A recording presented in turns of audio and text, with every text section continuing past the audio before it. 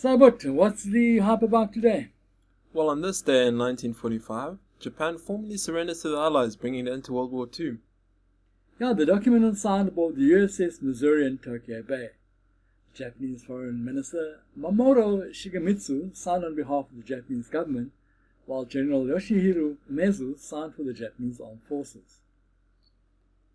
And in 1969, the first automatic teller machine, or ATM, makes its public debut at the Chemical Bank in the Rockville Center in New York. Yeah, it was only in 1981, 12 years later, that the first ATM appeared in South Africa. The first one was demonstrated at the Rand Show in Johannesburg.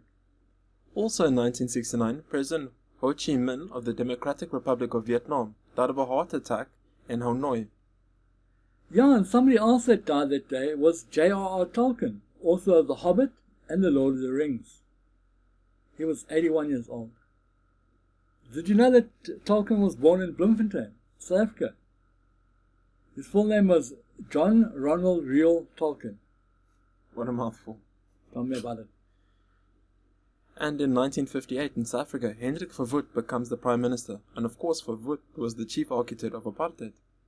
Oh, in 1969, the then South African Minister of Defence, P.W. Botha, announced that a third South African naval base would be established at Saldanha Bay, about 128 kilometers north of Cape Town. And Saldanha would go on to become the main training establishment of the South African Navy. And finally on this day in 2001, Dr. Chris Barnard dies of an acute asthma attack while on holiday in Greece. He was 78. And of course, Dr. Barnard performed the first successful heart transplant at Groote Hospital in Cape Town in 1967. Thanks for watching. Please remember to subscribe to our channel and tune in tomorrow for another This Day in History.